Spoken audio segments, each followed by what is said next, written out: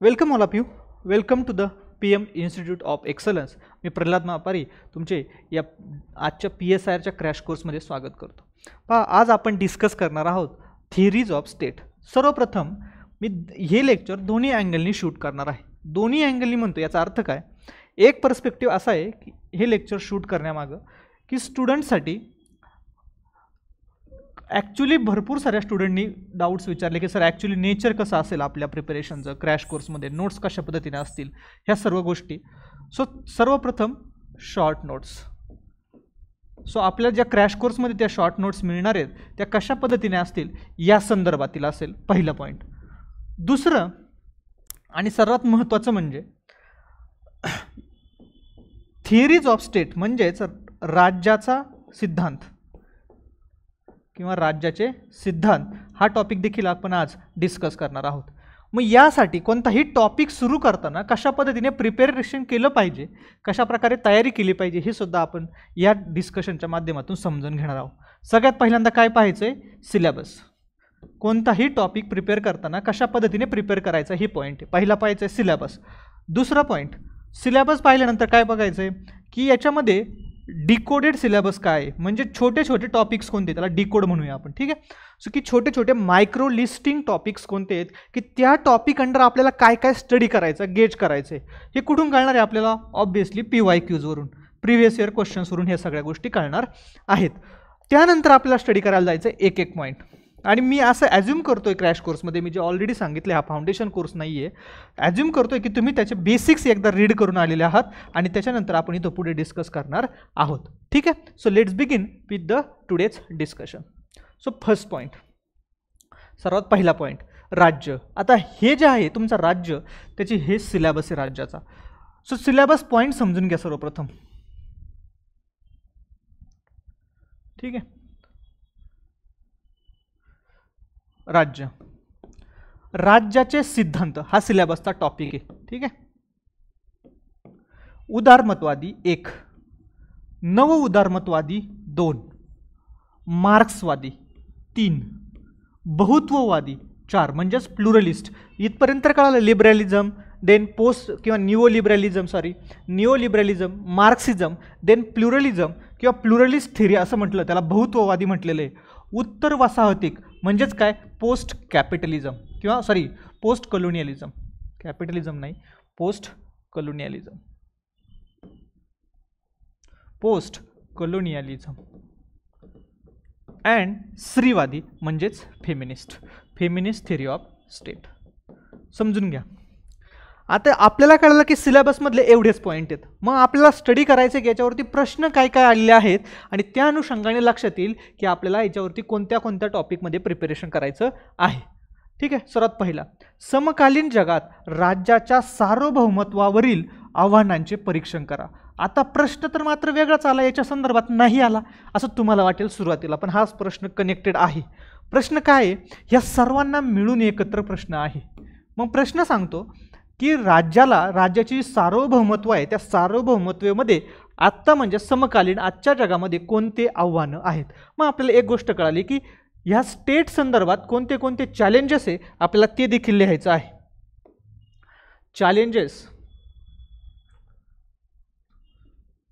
Challenges before sovereignty of the state. Sovereignty म्हणजे काय? सार्वभौमत्व.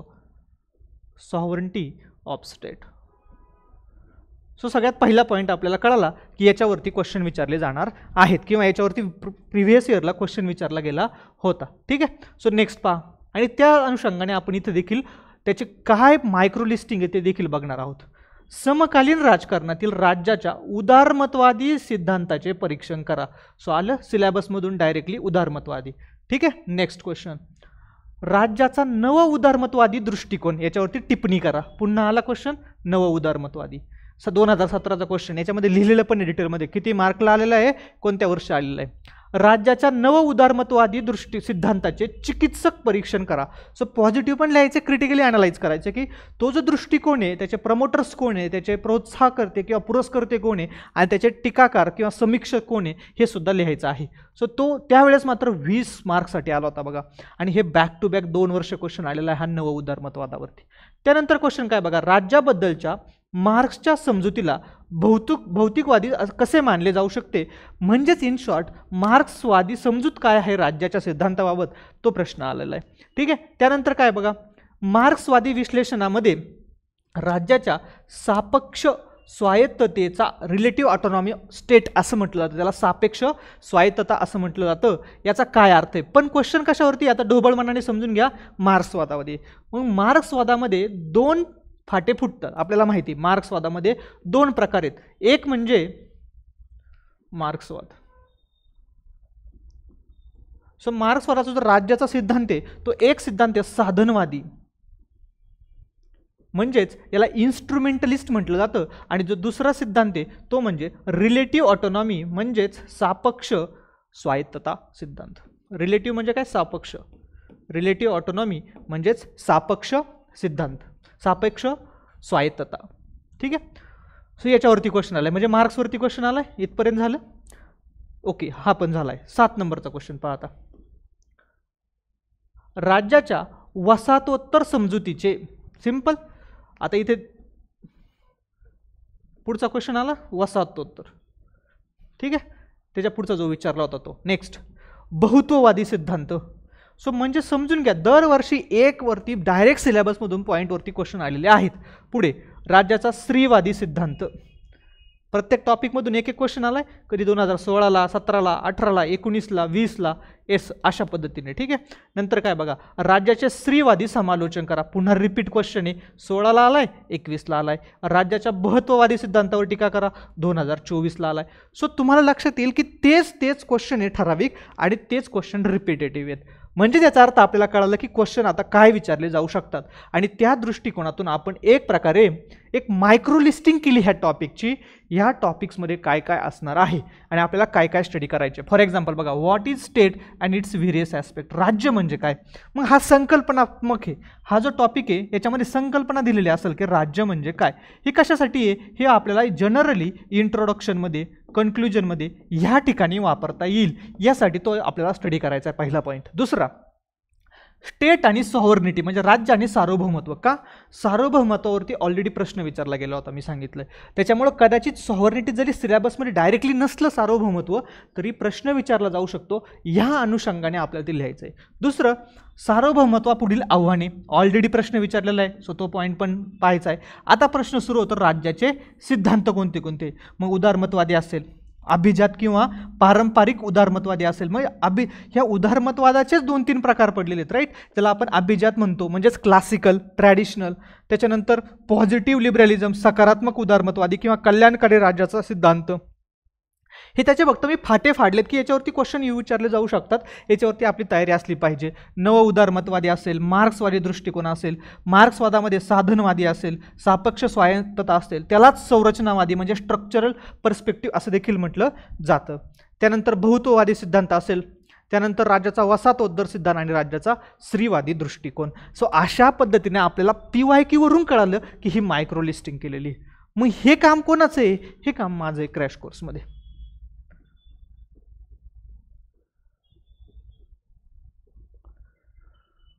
हे काम माझे की ह्या क्रॅश कोर्समध्ये तुम्हाला अशा पद्धतीने सिलेबसच्या प्रत्येक पॉईंटचे PYQ, निस्ते रँडमली कसे PYQ देऊन उपयोग आहे का, नाही. तर त्या प्रत्येक पॉईंटचे PYQ आणि त्याच्या संदर्भात आलेलं, त्याच्यावरून अंदाज करून, ॲनालिसिस करून आपण तयार केलेलं मायक्रो लिस्टिंग अशा पद्धतीने तुम्हाला मी क्रॅश कोर्समध्ये प्रोव्हाइड करणार आहे. त्या सगळ्या पॉईंटवर, जेवढ्या पॉईंटवरती शक्य आहे तेवढ्या पॉईंटवरती इथं डिस्कशन करणार आहे तुमच्यासोबत. ठीक आहे. शक्य आहे असं याचा अर्थ म्हणतो काय, उरलेल्या रेस्ट ऑफ द पॉईंट्सचं काही मी तुम्हाला लेक्चरसुद्धा देईन, कारण का हा क्रॅश कोर्स आहे, लक्षात ठेवा. तो विदिन 2 मंथ्स 2.5 मंथ्समध्ये संपला पाहिजे तर पॉईंट आहे, अदरवाईज काहीही उपयोग नाही या गोष्टीचा. ठीक आहे. असो, नेक्स्ट. मग आपल्याला आज स्टडी करायचं आहे. इथे काय अडचण असेल तर नक्कीच कळवा. मग अशा पद्धतीने आपण सर्व सिलेबसचे जेवढे सर्व पॉईंट्स आहेत या पद्धतीने तुम्हाला नोट्सच्या स्वरूपात दिलं जाणार आहे. आता यानंतर आहे ह्या शॉर्ट नोट्स. आता पहा, टोटल ही PDF आहे 8 पेजेसचे, आणि ह्या 8 पेजेसपैकी हे 2 पेजेस आहेत जे ॲनालिसिसचे आहेत. पुढचे 6 पेजेस जे आहेत ते 6 पेजेस तुमचे नोट्स आहेत. म्हणजे पूर्ण थिअरी ऑफ स्टेट तुमचे 6 पेजेसमध्ये डन आहे. आणि हे पण लक्षात ठेवा, हे 6 पेजेस कसे आहेत तर तुम्हाला दिसून येईल फार तुटक तुरळक आहेत पेजेस आहेत. ठीक आहे. सो पहा, कदाचित हे दिसणार नाही कारण थोडीशी मिस्टेक झाली की याला मी माझ्या पद्धतीने नोट्स बनवल्या होत्या, बट नंतर लक्षात आलं की तुम्हाला कॅमेरामध्ये कदाचित हे येल्लो कलरचं सगळं असल्यामुळे बॅकग्राऊंड दिसणार नाही, बट मला ते ठेवावं पण लागतं. त्याला रिझन आहे पायरसी होऊ नये म्हणून, राईट.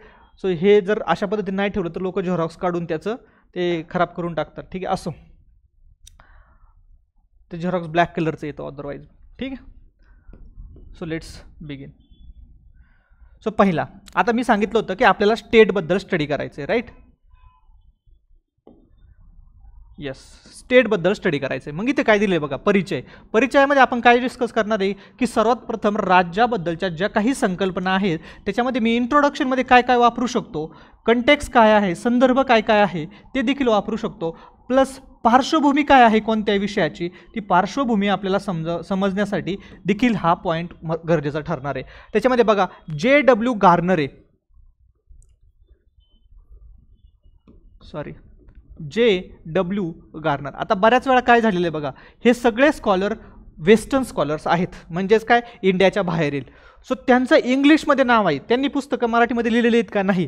सो बऱ्याच वेळा हे जे नावाचं मराठी रूपांतर होणार आहे किंवा मराठी भाषांतर होणार आहे हे आपण किंवा मी स्वतः कसं प्रोनाऊन्स करतो, याला गार्नर म्हणून मी प्रोनाऊन्स करतो. सो मी त्याचं मराठीत गार्नर लिहिलं आहे. कोणी याला गार्नेर म्हणेल, ठीक आहे, कोणी गर्नर म्हणेल. सो वॉट एव्हर सी, तुम्हाला ती प्रोनाऊन्सिएशन त्या संदर्भात बघावं लागणार आहे. त्या संदर्भात तशा पद्धतीने मराठी ते शब्द येणार आहेत, एक्झॅक्टली पकडायचं नाही. कोणी सी माझं नाव प्रल्हाद आहे, कोणी प्रल्हाद म्हणतं, ठीक आहे, लला कोणी इम्पॅसेज देतो, सो कोणी प्रल्हाद म्हणून जातं, ठीक आहे. सो कोणी हला इम्पॅसेज देतो, अगदी त्याच पद्धतीने, ठीक आहे. मग यांनी काय, राज्यशास्त्राची सुरुवात ही राज्यापासून होते आणि त्याचा शेवट देखील राज्यातच होतो. हे झालं तुमचं रेडीमेड इंट्रो. सो राज्यावरती कोणताही प्रश्न येऊ द्या, स्टेटवरती, राज्याच्या सिद्धांतावरती कोणताही प्रश्न येऊ द्या, तुम्हाला डायरेक्ट इंट्रोडक्शनमध्ये लिहिता येईल स्टेट पॉलिटिकल सायन्स. सो लिहा, नोटबुक काढायचे, जे इम्पॉर्टंट आहे ते लिहून घ्यायचे, बिलकुल टाइमपास करायचा नाही, पहिली गोष्ट, ठीक आहे. So introduction for state. मग काय काय इंट्रोडक्शन्स लिहिणार तुम्ही. पहिलं इंट्रोडक्शन, पॉलिटिकल सायन्स म्हणजेच राज्यशास्त्र, begins and ends with state.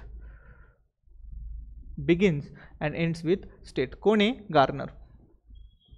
मग तुम्ही मराठीमध्ये कसं लिहू शकता, राज्यशास्त्राची सुरुवात आणि शेवट हा राज्याच्या संकल्पनेशिवाय होत नाही.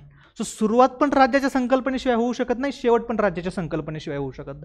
हे झालं इंट्रोडक्शन. बट हे सर्वात कॉमन इंट्रोडक्शन लक्षात ठेवा, कारण हे सर्वकडे वापरलं जातं.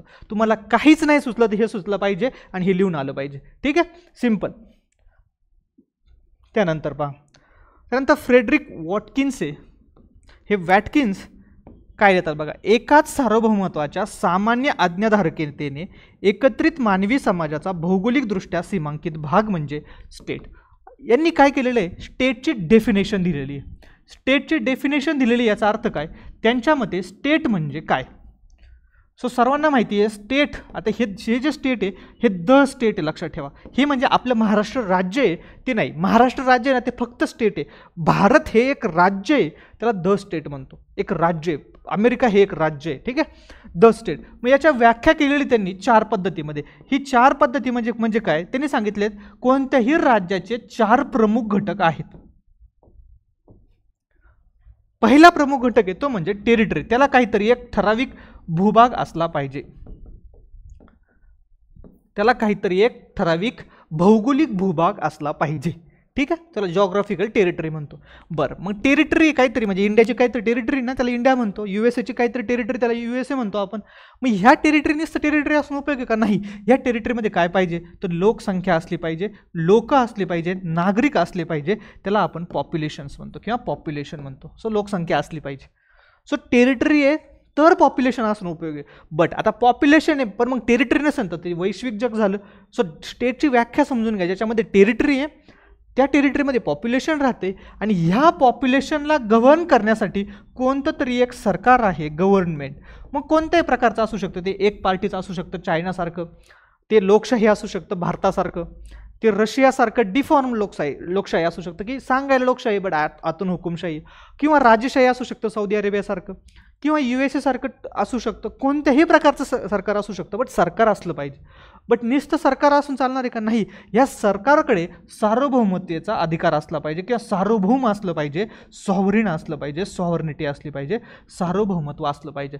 तर ते सार्वभौमत्व असेल तर ते स्वतःचं कार्य स्वतः करू शकतो without influence from the others, बाकीच्यांकडून कोणत्याही प्रकारे प्रभाव न पडता. याचंच त्यांनी हे जे 4 सेंटेन्सेस, जे 4 घटक आहे ते त्यांनी सेंटेन्स स्वरूपात म्हणजे वाक्याच्या स्वरूपात बनवले आणि तुमचं इंट्रोडक्शन तयार झालं. यातून काय कळतं? तुमची कन्सेप्च्युअल अंडरस्टँडिंग. वरच्यातून काय कळतं?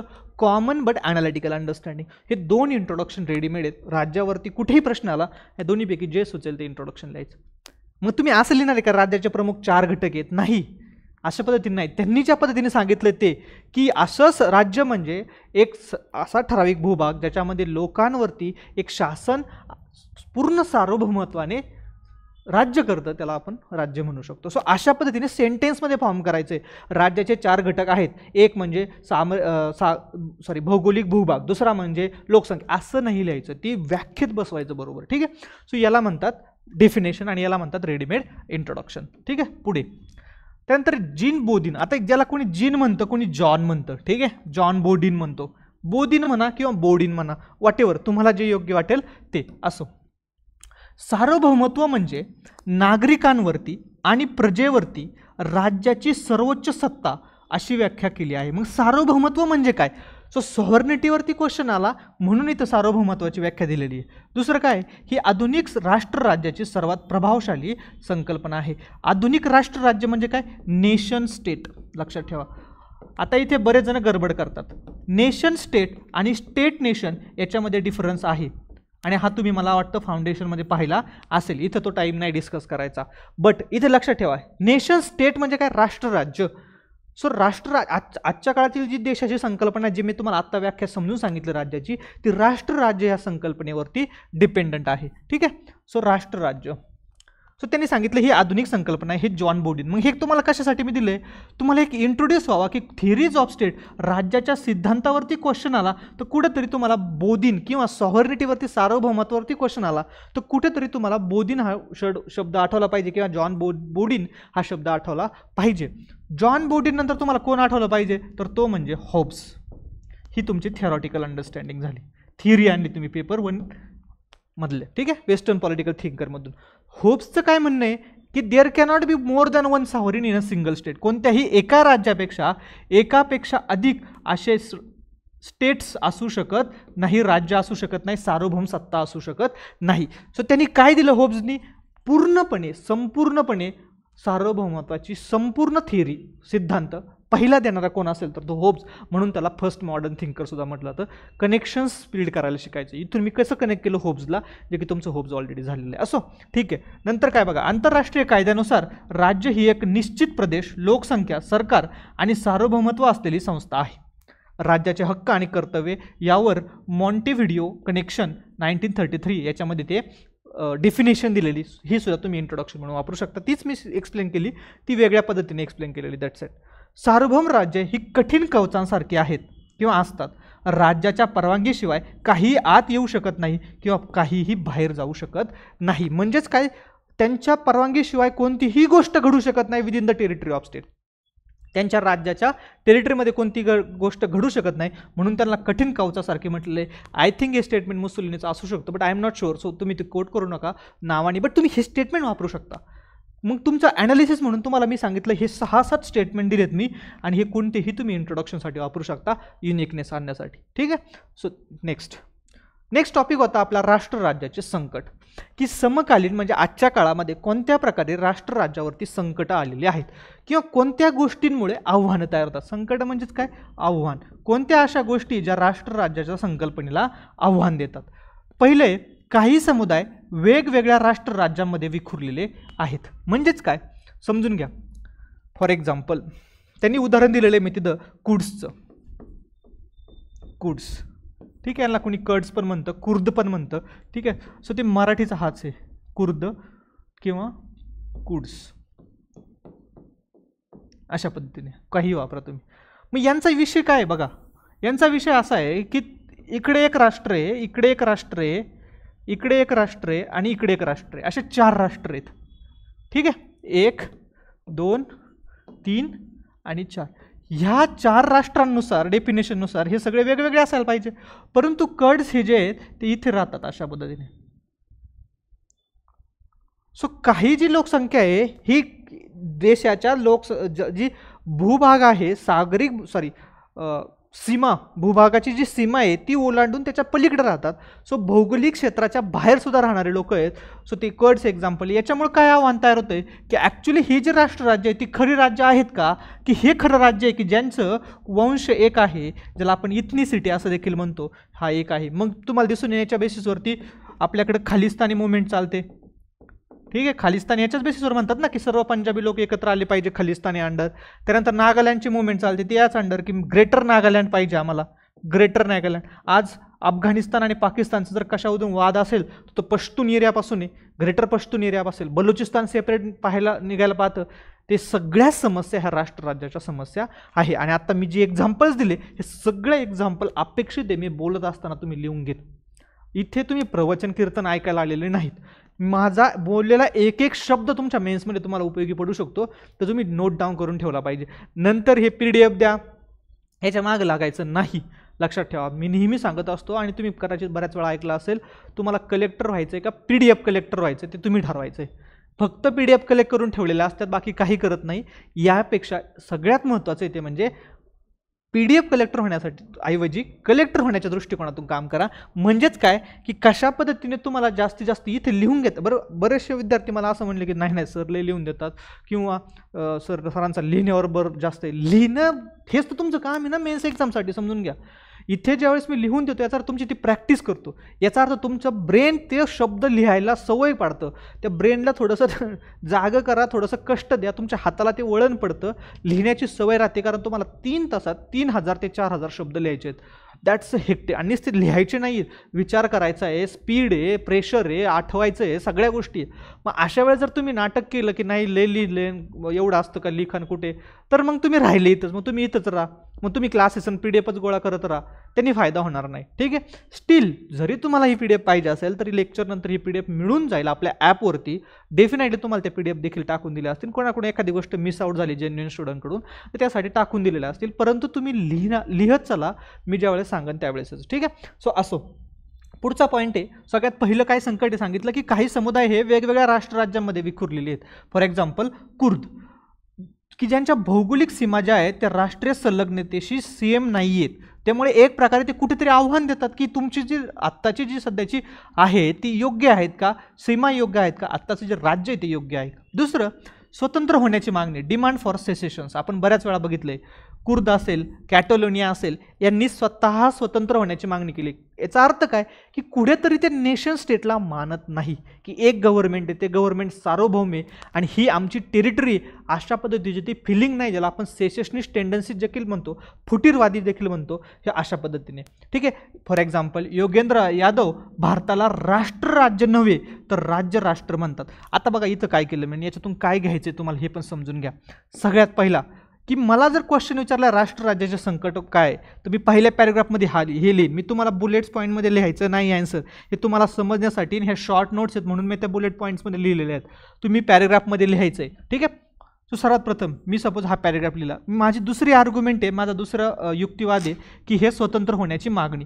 मग याला मी सफाईज केलं म्हणजे सबस्टेन्शिएट केलं स्कॉलरनी त्याच्या स्टेटमेंटने. सो लक्षात ठेवा नेहमी स्कॉलर्स, एक्झाम्पल्स जिथे शक्य आहेत, जेवढे जास्त शक्य आहे तेवढे यूज केले गेले पाहिजेत.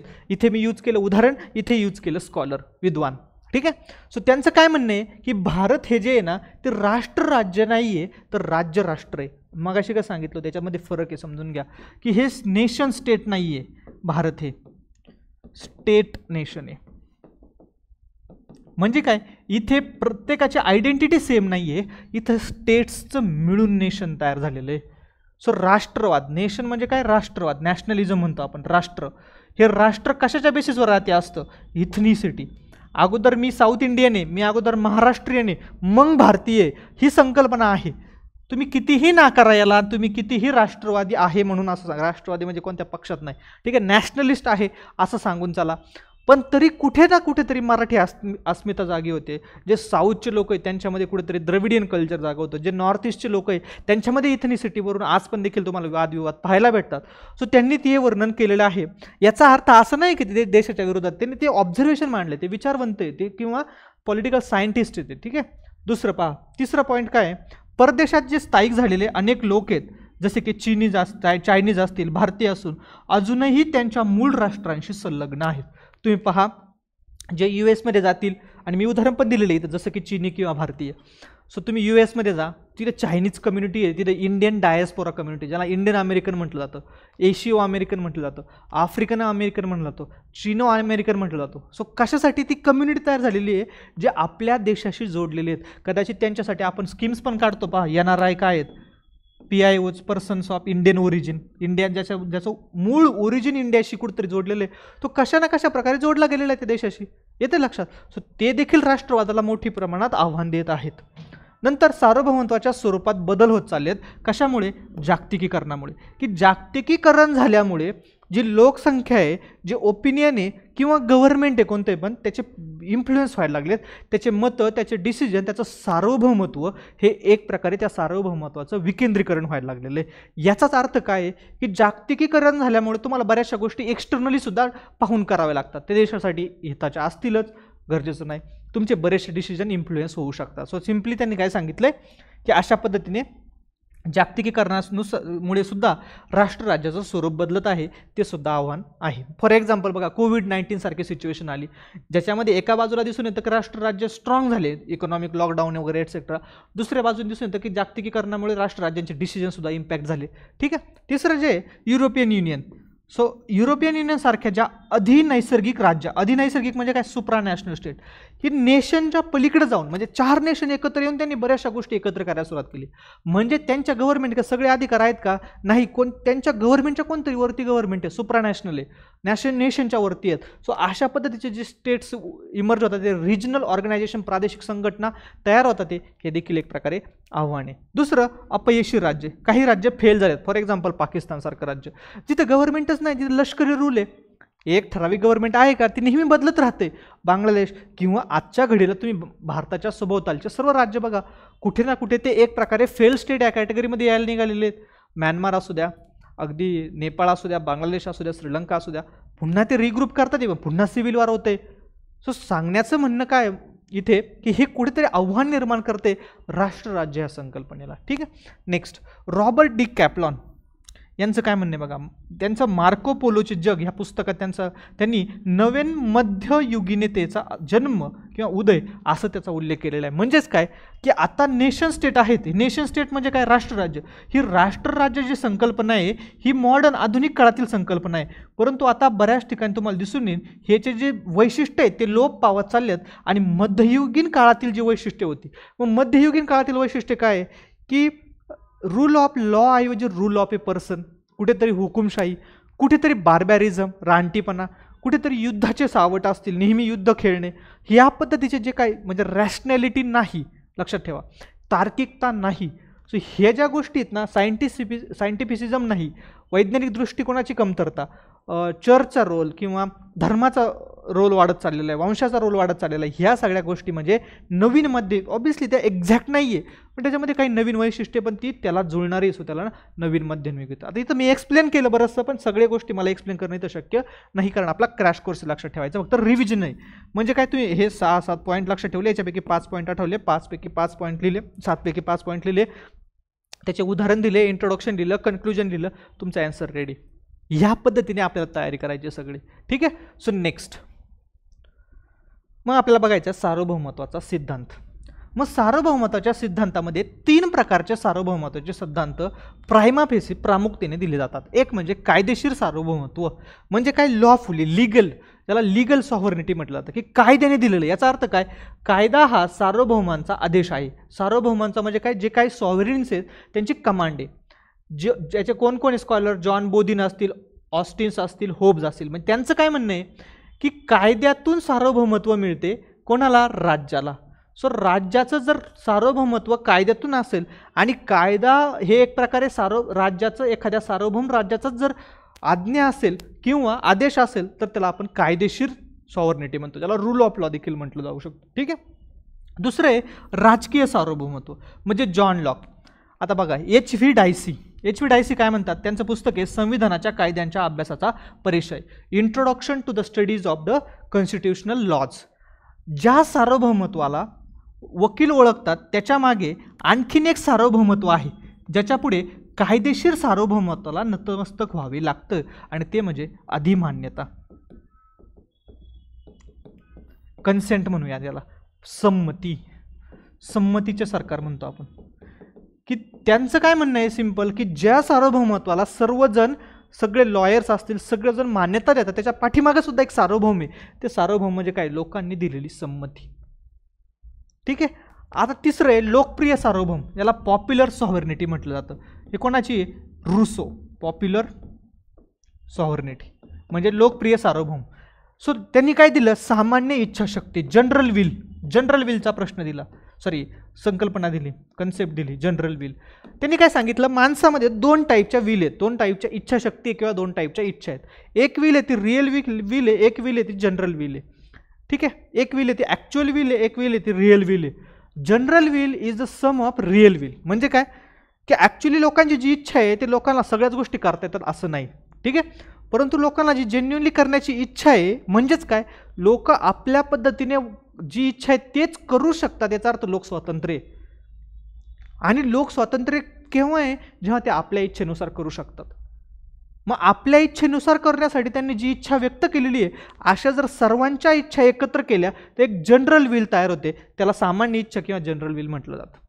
ही ॲक्च्युअल विल माणसाच्या इच्छेपेक्षा कदाचित वेगळी असू शकते, कारण का ती सर्वांनी मिळून तयार केलेली, त्याला राज्य म्हटले, त्यांनी ती सार्वभौमत्वाची व्याख्या दिलेली. मग तुम्हाला कुठेतरी सार्वभौमत्वावरती क्वेश्चन आल्यानंतर 3 स्कॉलर, 3 प्रकार आणि 3 त्यांचे पुस्तकं, त्यांचे स्टेटमेंट कुठेतरी एक वापरता येईल. जसं की वरती आलं, सार्वभौमत्वाला आव्हान काय होतं, सांगायचं की आजकाल जनरल विल ही एक प्रकारे रिअल विल राहिलेली नाही. तुम्ही सांगू शकता संमतीवरती सरकार चालत नाही, हुकुमशाहींची इमर्ज झालेलं आहे. सो हे तुम्हाला सबस्टॅन्शिएट करण्यासाठी व्हॅल्यू ॲडिशन पॉईंट म्हणून मान्य करू शकता. ठीक आहे. सो नंतर पहा, बऱ्याच वेळा आपण उच्चार केला तो म्हणजे ह्या दोन लोकांचा, एक म्हणजे जॉन ऑस्टिन आणि होब्स.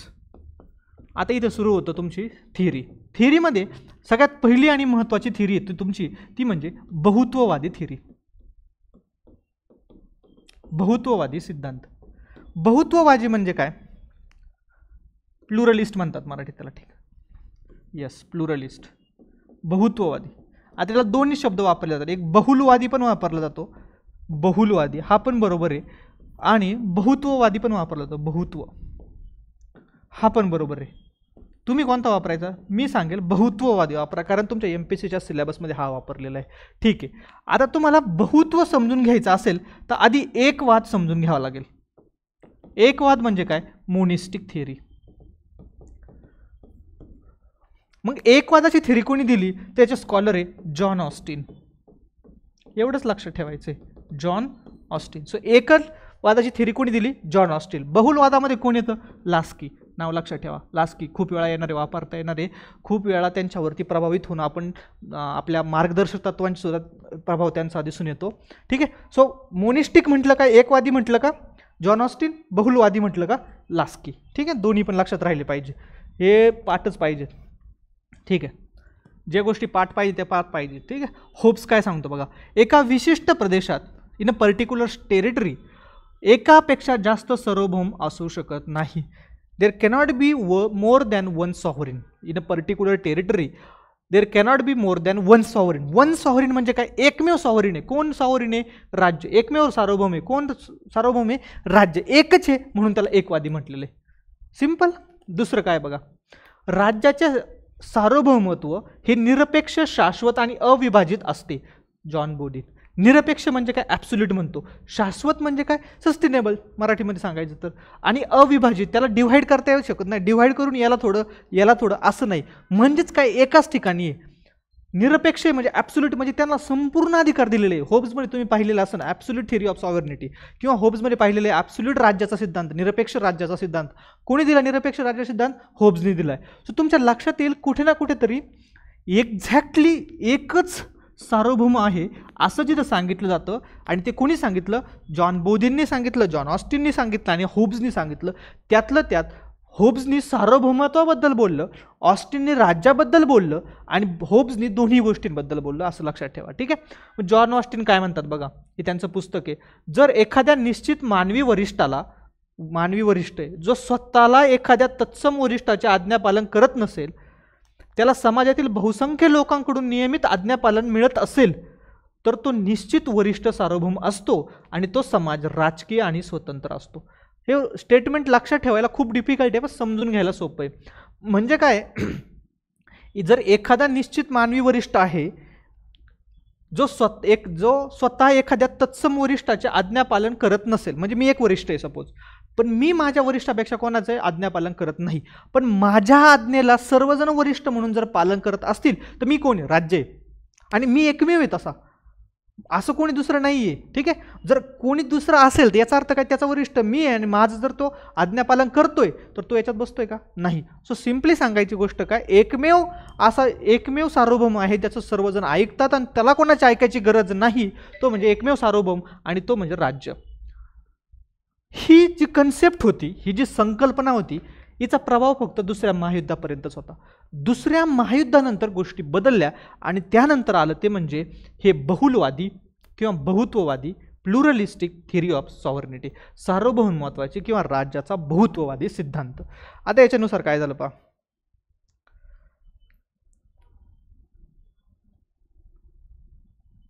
ठीक, याच्यानुसार काय झालं बघा. एकवादी सार्वभौमत्व ही कायदेशीर कल्पित गोष्ट आहे, केवळ शाब्दिक दृष्टिकोन आहे, अशी टीका करण्यात आली. की त्यांचं काय म्हणणं आहे, असं फक्त म्हणायला आहे, शाब्दिक दृष्टिकोन आहे, फक्त शब्दांमध्ये व्यक्त केलेले की there will be only one sovereign, किंवा तुमची ही काहीतरी कायदेशीररित्या कल्पित गोष्ट आहे. ह्याचा तुम्हाला महत्त्व कधी कळेल, जेव्हा तुम्ही होप स्टडी केलेला असेल. त्यासाठी अगोदर होप स्टडी केलेला असला पाहिजे, आणि जो डेफिनेटली केलेला आहे, मला खात्री तुमची. तो काय सांगतो, होब्सनी कायदेशीररित्या हे प्रूव्ह केलं की राज्य जे आहे ते ॲब्सोल्यूट आहे, निरपेक्ष आहे. मग जर राज्य हे निरपेक्ष आहे, ही गोष्ट कल्पित गोष्ट आहे, म्हणजे राज्यच सगळं काही आहे, ही गोष्ट कल्पित गोष्ट आहे, असे मानणारे हे लोक आहेत बहुत्ववादी. ठीक आहे. त्यांचं म्हणणं हे केवळ एक कल्पित दृष्टिकोन आहे. जर एकवादी सार्वभौमत्वाचा संपूर्ण सिद्धांत राज्यशास्त्र या विषयातून जर वगळला गेला, तर या विषयाला तो चिरस्थानी लाभ ठरेल, असं म्हणतात. The political science will benefit when the entire concept of monistic sovereignty is thrown out of the discipline, असं म्हटलं जातं इंग्लिशमध्ये. म्हणजे त्याचा अर्थ काय, जर ही एकल सत्तावादी किंवा एकवादी मोनिस्टिक थिअरी जे सिद्धांत आहे राज्याचा, जर हा पूर्ण पॉलिटिकल सायन्स राज्यशास्त्राच्या विषयातून शाखेतून जर बाहेर फेकला गेला, म्हणजे बाहेर काढला, तर कदाचित खरं जस्टिफाय मिळेल, तो म्हणजे ह्या बहुत्ववादी सिद्धांताला. का असं म्हटलं गेलेलं आहे, कारण इव्हन पॉलिटिकल सायन्सला सुद्धा, राज्यशास्त्राला सुद्धा असं का म्हटलं गेलेलं आहे की याच्यामुळं लोक करप्ट झाले, याच्यामुळं लोक निरंकुश झाले, याच्यामुळं लोक निरपेक्ष झाले, हुकुमशहा झाले. म्हणजे काय, सपोज मी राज्यकर्ता आहे आणि मी सांगितलं, पहा तुमचाच विचारवंत आहे होब्स जो सांगतो की माझी सत्ता हीच सार्वभौम आहे, मी निरपेक्ष आहे, मी ॲब्सोल्यूट आहे, मग तुम्ही मलाच फॉलो करा, मी म्हणेल तसंच. मग याचा जेव्हा दुरुपयोग केला गेला, कारण का ह्या थिअरीचा तो दुरुपयोग आहे, मग जेव्हा ही गोष्ट तुम्ही बाहेर काढाल, ऑटोमॅटिक राज्यशास्त्राला फायदा होईल, असं त्याचं म्हणणं आहे. म्हणजेच काय अगदी, आणि तुम्ही लक्षात ठेवा, मी ज्या बोली भाषेत समजून सांगितले तुम्हाला, पण तुम्ही लिहायचं ह्याच भाषेत आहे. जर एकवादी सार्वभौमत्वाचा संपूर्ण सिद्धांत, एंटायर कन्सेप्ट राज्यशास्त्र या विषयातून वगळला गेला किंवा यातून बाहेर काढला गेला, तर या विषयाला राज्यशास्त्राला खरंच चिरस्थानी लाभ भेटेल किंवा खरंच फायदा होईल, असं म्हटलं जातं. ठीक आहे. दुसरं स्टेटमेंट आहे, समाज संघरचनात्मक असल्याने अधिकारही संघरचनात्मक असावे. अधिकार म्हणा किंवा अधिसत्ता म्हणा, याला अधिसत्ता ही संघराज्यात्मक असली पाहिजे. If state is federal, authority should be federal. Meaning, जर तुमचा समाज हा संघराज्यात्मक आहे, संघराज्यात्मक आहे म्हणजे काय, फेडरल आहे म्हणजे याचा अर्थ काय, म्हणा संघराज्यात्मक. ठीक आहे, जोक्स अपार्ट. सो संघराज्यात्मक याचा अर्थ काय, एका ठिकाणी सत्ता संघटित नाही. जसं आपलं भारत राज्य हे संघराज्यात्मक आहे, म्हणजे केंद्राला पण अधिकार आहे, राज्य शासनाला पण अधिकार आहे. अगदी त्याच्याच प्रकारे एका ठिकाणी तुमची सत्ता केंद्रित झालेली नसेल त्याला आपण संघराज्यात्मक म्हणतो. मग जर समाज सुद्धा संघराज्यात्मक आहे ना, काही अधिकार समाजामध्ये उच्चभ्रू लोकांना येते, काही अधिकार कनिष्ठ वर्गाच्या लोकांना आहे. आता मी म्हणत नाही ते कनिष्ठ वर्गाच्या, पण कन्सेप्च्युअली सांगतो कोणता कनिष्ठ वर्ग, असं नसतं, क्लास असू शकतात. ठीक आहे. काही अधिकार हे इकॉनॉमिक लोकांकडे, कॅपिटलिस्ट लोकांकडे, काही अधिकार राज्यकर्त्यांकडे, काही अधिकार धर्माकडे, काही अधिकार समाजाकडे. सो समाज जर आपला संघराज्यात्मक आहे तर राज्याचे अधिकारसुद्धा संघराज्यात्मक असले पाहिजे. ते एकाच ठिकाणी राज्यात जे एकांतवादी सांगतात किंवा जे एकवादी सांगतात ते त्यांच्या विरुद्ध आहे असं असायला नको. तिसरं वाक्य काय, संघराज्य राज्यामध्ये सार्वभौमत्वाचा शोध घेणे हे अशक्य संकट आहे. त्यांचं काय म्हणणं आहे, जर राज्यच तुमचं संघराज्य आहे तर तुम्ही त्या ठिकाणी एकच राज्य सार्वभौम आहे असं म्हणणं शोधणं म्हणजे चुकीची गोष्ट आहे, ते संकट आहे मोठं. तर सार्वभौम कोण आहे आणि एकच कोणतरी सार्वभौम आहे असा जर तुम्ही शोध संघराज्य राज्यामध्ये घेत असाल तर ते मात्र एक संकट आहे असं त्यांचं म्हणणं आहे. की for example, finding the sovereign in the federal state or the society is an impossible misadventure. ठीक आहे इंग्लिशमध्ये. नेक्स्ट, विश्व बहुआयामी आहे. जर पूर्ण वर्ल्ड हे मल्टी डायमेन्शनल असेल, मनुष्य बहुआयामी आहे, इंडिव्हिज्युअल पर्सन बहुआयामी आहे, त्यामुळे आपल्या गरजासुद्धा बहुआयामी, आपल्या शैक्षणिक गरजा आहे, आपल्या भौतिक गरजा आहे, आपल्या मानसिक गरजा आहे, आपल्या पैशाच्या गरजा आहेत, आपल्या विविध सामाजिक गरजा आहेत काही. सो जर आपल्या गरजासुद्धा बहुआयामी आहेत तर ती ह्या गरजा पुरवण्यासाठी एक संस्था असू शकत नाही, त्यासाठी अनेक संस्था आहेत, मल्टिपल इन्स्टिट्यूशन्स आहे. आणि मग पुढे जाऊन सांगतात जे जहाल बहुत्ववादी, आता बहुत्ववादीमध्ये सुद्धा 2-3 प्रकार पडलेले आहेत, रादर टू बी प्रिसाइज 2 प्रकार आहेत. एक आहे ते म्हणजे जहालवादी आणि एक मावळवादी. नेहमीप्रमाणे जे जहाल किंवा एक्स्ट्रीमिस्ट आहेत ते जहाल बहुलवादी काय सांगतात, तर जे याचं स्कॉलर कोण आहे, मॅकायवर. सो ते काय सांगतात, जर विश्व हे बहुआयामी आहे, समाज बहुआयामी आहे, मनुष्य बहुआयामी आहे, माणसाच्या गरजा जर बहुआयामी आहे तर त्या सगळ्या एका संस्थेकडून पूर्ण होऊ शकत नाही, त्यासाठी अनेक संस्था लागतील. आणि राज्य ही अशा अनेक संस्थांपैकी एकच संस्था आहे. त्यामुळे राज्य ही काय असं इम्पॉर्टंट इन्स्टिट्यूशन असं नाही, ती खूप साऱ्या संस्थांमधून जस्ट एक संस्था आहे, म्हणून त्याला म्हणले एक्स्ट्रीमिस्ट.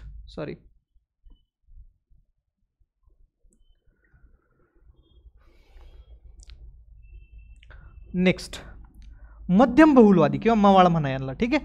राज्य हे सामाजिक वास्तुकलेचे आधारशील कीस्टोन आहे. म्हणजे त्यांचं काय म्हणणं आहे की मान्य बहुलवादी आम्ही हे मान्य, आधी पहिली गोष्ट दोघंही बहुलवादी आहे. सो आम्ही बहुत्ववादी आहोत, त्यामुळे आम्ही हे मान्य करतो की खूप साऱ्या संस्था आहेत तुमच्या गरजा पूर्ण करण्यास, परंतु त्यातील जी राज्य ही संस्था आहे ना ती फार इम्पॉर्टंट संस्था आहे, फार महत्त्वाची संस्था आहे, अतिशय इम्पॉर्टंट संस्था आहे. ती कीस्टोन इन्स्टिट्यूशन आहे, ती एक तुम्हाला आधारस्तंभ आहे. ती काय असं त्याचं पुढं वर्णन मी सांगतो, पण ती त्यांचं उल्लेख असा आहे. जे जहालवादी ते काय सांगतात, राज्य फक्त एकच, सगळ्यांपैकी एक. हे काय सांगतात, मान्य सगळ्यांपैकी एक आहे पण ती अत्यंत महत्त्वाची आहे. सो हे थोडं मावळ रूप घेतात. त्यानंतर लुईन डुगिटे आणि क्रॅब ह्युगोएट यासारख्या न्यायशास्त्रज्ञांनी कायद्याचा प्रत्यक्षवादी पॉझिटिव्हिस्ट, प्रत्यक्षवादी दृष्टिकोन म्हणजे काय, जो कायदा राज्याने बनवला आहे त्याला पॉझिटिव्ह लॉ म्हटलं जातं. ठीक आहे, सिद्धांत नाकारला आणि कायद्याचा समाजशास्त्रीय दृष्टिकोन किंवा सिद्धांत दिला. सोशल म्हणजे समाजाने बनवलेले कायदे हे सुद्धा कायदे मानले. प्रत्यक्षवादी काय मानतात की जे राज्याने बनवलेले कायदे तेच कायदे फक्त. सो अशा पद्धतीने ही बहुत्ववादी सिद्धांत आहे. मग आता ह्या शॉर्ट नोट्स आहेत, तुम्हाला याच्यातमध्ये चांगले स्टेटमेंट्स पाहायला मिळतील, जे स्टेटमेंट तुम्ही ॲज इट इज वापरू शकता. तुम्हाला कंपॅरिझन आलं तर लिहू शकता. तुम्ही बहुत्ववादाबद्दल लिहायला आले तर क्वेश्चन सुरुवात होत आणि स्टेटनी सुरुवात होईल, कंटेक्स्ट देता येईल एकांत सिद्धांताचा, त्यानंतर तुम्हाला ह्या बहुलवादी सिद्धांताबद्दल लिहिता येईल आणि मग पुढे जाऊन कन्क्लुजन वगैरे लिहिता येईल. पुढे बघा, निष्कर्ष कन्क्लुजन. आपण असे म्हणू शकतो की सार्वभौमत्वाचा बहुलता सिद्धांत किंवा प्लुरॅलिटी थिअरी जी आहे ती वास्तवाच्या अधिक जवळ येते. तसेच तो विशेषतः गुंतागुंतीच्या परस्पर अवलंबनाच्या म्हणजेच कॉम्प्लेक्स इंटरडिपेंडन्स युगात अधिक योग्य देखील आहे. एक निष्कर्ष. दुसरं, टीकात्मक पण देऊ शकतो, जे की टीका कोणी केलेली, लास्कीनी. राज्य ही सामायिक वास्तुकलेची आधारशिला आहे, कारण ते कायदा निर्मितीच्या, मी सांगितलं राज्य हे one of the important institution आहे. पण ती इम्पॉर्टंट काय आहे, कारण त्याच्याकडे 2 महत्त्वाचे कार्य आहेत. एक म्हणजे कायदा करण्याचं काम आहे की ज्या कायद्याला सर्वांना फॉलो करायचं, आणि दुसरं म्हणजे त्या कायद्याच्या अंमलबजावणीसोबतच एक इम्पॉर्टंट डिसिजन घ्यायचा आहे, तो म्हणजे कायदा सर्वांसाठी समान असला पाहिजे, न्यूट्रल आर्बिटर म्हणून काम करायचे. न्यूट्रल म्हणण्यापेक्षा निष्पक्ष, निष्पक्ष वादविवाद निवाडा करणारा असला पाहिजे. सो म्हणण्याचं उद्दिष्ट काय, ज्युडिशरी हे स्टेट ह्या संकल्पनेच्या अंडर येतं, राज्य ह्या संकल्पनेचं. सो राज्याचं सगळ्यात महत्त्वाचं काम आहे वर्ग संघर्षामध्ये न्याय निवाडा करणं, कायदे बनवणं, कायद्याची अंमलबजावणी, तो म्हणून ते इम्पॉर्टंट काम आहे असं म्हणता येईल. बहुत्ववाद्यांबद्दल असे म्हटले जाते की त्यांना केक मात्र खायचा होता, कापायचा होता आणि तो ठेवायचाही होता. केक कापला गेला तर खाल्ला जाणार, खाल्ला गेला तर संपला जाणार, पण त्यांना केक कापायचा होता, एन्जॉय पण करायचं होतं, पण ॲट द सेम टाईम ठेवायचा पण होता. म्हणजे त्यांचं काय म्हणणं होतं, इन शॉर्ट त्यांना दोन्हीही गोष्टी हव्या होत्या, ज्या की शक्य नाही. त्यांचं काय म्हणणं होतं की स्टेट पाहिजे आम्हाला, स्टेटशिवाय नाही, कारण स्टेट इम्पॉर्टंट संस्था आहे, परंतु ती स्टेट ॲब्सोल्यूट निरपेक्ष पण नको आहे. मग त्यांना they want to cut the cake but have it too. So त्यांना ठेवायचा पण होता आणि या दोन्ही गोष्टी पाहिजे होत्या, म्हणून त्यांना असं हेच झाले निष्कर्ष 3 पॉईंट. सो अशा पद्धतीने तुम्ही प्रिपेअर केल्या पाहिजे, अशा पद्धतीने नोट्स तयार केल्या पाहिजे. ठीक आहे. सो ह्या टॉपिकमध्ये एवढंच आहे. ठीक आहे. नेक्स्ट टॉपिक आहे सार्वभौमत्वावरती जागतिकीकरणाचा काय परिणाम झाला आहे, तो देखील पॉईंट आहे आणि तो पॉईंट आपण मात्र नेक्स्ट लेक्चरमध्ये बघणार आहोत. त्याच्यासाठी मी इंट्रोडक्शन दिलेलं आहे. पहा, पुन्हा एकदा तुम्हाला ह्या नोट्स पूर्णपणे दाखवतो मी, जेणेकरून तुमच्या लक्षात येईल. ठीक आहे. सो ह्या नोट्स अशाच पद्धतीने आहेत. हे पहा, त्याच्यानंतर राज्याचे सिद्धांत, राज्याचा उदारमतवादी सिद्धांत, मार्क्सवादी, कंपॅरिझन पण दिले, जेणेकरून दोघांवरती एकत्र क्वेश्चन आला. सपोज की उदारमतवादामध्ये राज्याबद्दल असं म्हटलंय पण मार्क्सवादामध्ये असं म्हटलंय, तर तुम्ही काय कराल, किंवा सुचवा तुम्ही, किंवा तयारी करा, तुलना करा. ठीक आहे. तर दोन्ही कंपॅरेटिव्हली पण दिले, जेणेकरून तुम्हाला ते कंपॅरेटिव्हली स्टडी करता येईल. मग मार्क्सवादामध्ये जे 2 प्रकारे मी सांगितलं, साधनवादी, सापेक्षतावादी, ते दोन्हींचे प्रकार दिलेले आहेत, त्या दोन्हींच्याबद्दल गोष्टींबद्दल दिलेले आहेत.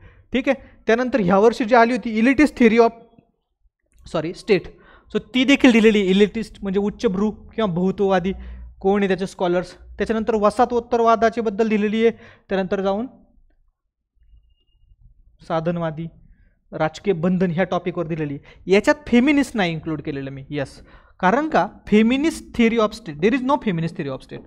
लक्षात ठेवा, हे स्कॉलर्सचंच म्हणणं आहे, but there is a feminist perspective of state. म्हणजे काय, अशा कोणत्याही प्रकारे स्त्रीवादी राज्याचा दृष्टिकोन नाही आहे, सॉरी, स्त्रीवादी राज्याचा सिद्धांत नाही आहे, पण स्त्रीवादी राज्याचा दृष्टिकोन मात्र आहे. मग तो दृष्टिकोन आहे, म्हणून आपल्याला अगोदर फेमिनिझम स्टडी करणं इम्पॉर्टंट आहे. आणि हा जर राज्याबद्दलचा जो पर्स्पेक्टिव्ह आहे तो मी फेमिनिझममध्येच दिलेला आहे मोठ्या प्रमाणात. ठीक आहे, फेमिनिझममध्ये. सो जे मी फेमिनिझम ही विचारधारा शिकवली ना, त्याच ठिकाणी फेमिनिझम किंवा स्त्रीवादी विचारधारेमध्येच स्त्रीवादाचा, राज्याचा सिद्धांताचा देखील उल्लेख केलेला आहे. मग आता मी तुम्हाला सांगितलं, आज जे शिकवलं त्याला समराईज करायचं असेल तर कसं करायचं असतं. थोडक्यात मला जर त्याच्या शॉर्ट नोट्स काढायच्यात आणि लक्षात काय ठेवायचं आहे, एवढ्या सगळ्या डिस्कशनमधून मला एकच गोष्ट लक्षात ठेवायची. पहिली, मोनिस्टिक थिअरी असते, म्हणजे एकत्ववादी किंवा एकतावादी. दुसरी प्लुरलिस्ट थिअरी आहे, प्लुरलिस्ट. मला याच्यामध्ये स्कॉलर कोण आहे मोनिस्टिकमध्ये, जॉन बोदिन किंवा जीन बोदिन, त्यानंतर जॉन ऑस्टिन आणि होप्स. याच्यामध्ये कोण आहेत प्लुरलिस्टमध्ये, लास्की आणि आणखीन एक आहे मॅकॅमवर. That's it. मला एवढंच लक्षात ठेवायचं आहे, बाकी याच्या पलीकडे लक्ष ठेवायचं नाही. स्कॉलर्स लक्षात ठेवण्यासाठी एवढं लक्षात ठेवलं, पुढे जाऊन मी सांगेल. अशाच पद्धतीने मार्क्समध्ये पण आहे, दाखवतो पहा. मार्क्समध्ये जे मी जस्ट सांगितलं, येस, साधनवादी, त्याच्यामध्ये मार्क्स आहे, लेनिन आहे, राल्फ मिलीबँड आहे, राल्फ मिलीबँड हा कोण आहे, साधनवादी. आणि दुसरा आहे सापेक्ष स्वायत्तता, याच्यामध्ये तुम्हाला कोण दिसून येईल, निकोल पोलांझा. That's it. अशाच पद्धतीने लिहिलं, 2 प्रकार, त्याचे हे स्कॉलर, त्यांची पुस्तकं, पुढे जाऊन तुमच्या लक्षात येईल. दोन्ही का मार्क्स कॉमन असणार आहे, कारण का मार्क्सचाच उपसिद्धांत आहेत दोन्ही पण. That's it. याच्यावरून पण शॉर्ट नोट्स काढायच्या, ज्या फास्ट रिव्हिजनसाठी वापरता येतील, त्या फ्रिक्वेंटली रिवाईज करता येतील. प्लस अशा पद्धतीने आपण सर्व कन्सेप्ट तुमच्याकडून रिवाईज करून घेणार आहोत. ठीक आहे. सो आजच्या ह्या डिस्कशनमध्ये इथेच थांबूया. होपफुली तुम्हाला आवडला असेल आणि नक्कीच मला कळवा की तुम्हाला अजून याच्यामध्ये काय इम्प्रूव्हमेंट पाहिजे. आणि एक गोष्ट अंडरलाईन करून लक्षात ठेवा, it is not a foundation batch, it is a crash course batch. मग भरपूर मुलांच्या मला समस्या आल्या की सर आम्हाला मग फाउंडेशन बॅच जॉईन करायची. What I am going to suggest for them is की फाउंडेशन बॅचसाठी मी सर्व लेक्चर्स अगोदर पण बोललो होतो, जेवढे शक्य आहेत मला तेवढे lectures me free of cost यूट्यूबवरती किंवा आता आपल्या ॲपवरती टाकण्याचा प्रयत्न करणार आहोत, अगदी फ्री ऑफ कॉस्टमध्ये फाउंडेशन बॅचचे लेक्चर जेवढे शक्य आहे तेवढे. बट ही जी रिव्हिजन बॅच आहे ना, याच्यामध्ये मी सांगितल्याप्रमाणे कोण कोण जॉईन होऊ शकतं. डेफिनेटली UPSCचे स्टुडंट्स ज्यांना 2 मंथमध्ये पूर्ण ऑप्शनल रिव्हाइज करून पाहिजे, रिव्हिजन पाहिजे, रोज 2 तास दिले होऊन जाईल. ठीक आहे. MPSCचे स्टुडंट, आता MPSC स्टुडंटमध्ये प्रिलियम निगो अगर ना निगो दोन्हीही कॅन्डिडेटनी जॉईन केलं पाहिजे, असं तर नाही पुढच्या वर्षी ते देणार नाही आहे, तुमचं ऑप्शनल रिवाईज होऊन जाईल. ठीक आहे. थर्ड स्टुडंट्स की जे फर्स्ट टाइमर आहे, ज्यांना असं वाटतं की सर आम्हाला अजून कन्सेप्टच क्लिअर नाहीत, त्यांनीसुद्धा जॉईन करा. ठीक आहे. सुरुवातीला तुम्ही एकदा बसून पहा तुम्हाला काय वाटतंय, सुरुवातीच्या 5 दिवस, सुरुवातीच्या 8 दिवस जो काही पार्ट तुम्हाला कव्हर करायचा तो पार्ट कव्हर करून पहा. जर तुम्हाला असं वाटलं की खूप फास्ट स्पीडने होते, नाही सर आम्हाला फाउंडेशनला जायचं आहे, गरज आहे, तर तुम्हाला फाउंडेशनमध्ये मूव्ह करण्यात येईल. त्यासाठी तुम्हाला एक्स्ट्रा फीची तर पे करायची गरज पडणार नाही की आत्ता जॉईन केला आता काय होईल, मग मला फाउंडेशनला जायची गरज आहे. एनी टाईम तुम्हाला फाउंडेशनमध्ये मूव्ह केलं जाईल, त्या फीमध्ये ॲडजस्टमेंट तशी केली जाईल, प्रॉब्लेम अजिबात नाही. ठीक आहे. बट माझा इन्सिस्टंट असा आहे की तुम्ही एकतर पहिली गोष्ट सीट लिमिटेड आहे, सो मी त्याच्यापेक्षा जास्त एक घेऊ शकतो, कुठे ठेवणार, तुम्हाला डोक्यावर थोडी बसू शकतो, ते पहिली गोष्ट आहे. दुसरी गोष्ट ॲक्सेस, सगळ्यात महत्त्वाचा ॲक्सेस मिळेल तुम्हाला, एक दृष्टिकोन मिळेल कशा पद्धतीने प्रिपेअर करायचं आहे काय एटसेट्रा, आणि तुमचा PSIRमध्ये एक कॉन्फिडन्स बिल्डिंग आहे ना तो होऊन जाईल. प्लस तुम्हाला ह्या सगळ्या शॉर्ट नोट्स वगैरे ह्या सगळ्या गोष्टी देखील मिळणार आहेत. ठीक आहे. सो असं हरकत नाही, या ठिकाणी आपण इथेच थांबूया. पुन्हा एकदा सांगतो, आपला PSIRचा क्रॅश कोर्स येतो आहे आणि त्याचबरोबर पॉलिटीचा GS2चा क्रॅश कोर्स देखील आहे.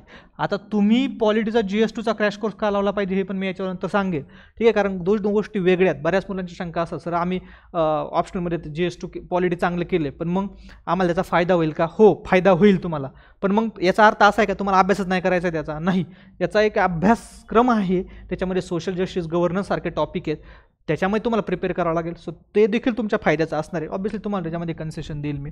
बट पॉईंट काय आहे की तुमचे जे फ्रेंड्स आहेत ज्यांचा PSIR ऑप्शनल नाही आहे त्यांना देखील सांगा की पॉलिटी GS2ची प्रिपेरेशन करून घ्यायची असं अशाच पद्धतीने स्ट्रॉंगली, तर एकमेव डेस्टिनेशन ते म्हणजे हे. ठीक आहे. सो असं हरकत नाही, आजच्या या डिस्कशनमध्ये थांबूया. होपफुली लवकरच कॉन्टॅक्ट करू आणि कमेंटमध्ये नक्की कळवा अजून तुम्हाला काय माझ्याकडून हेल्प पाहिजे असेल तर. ठीक आहे. Thank you so much.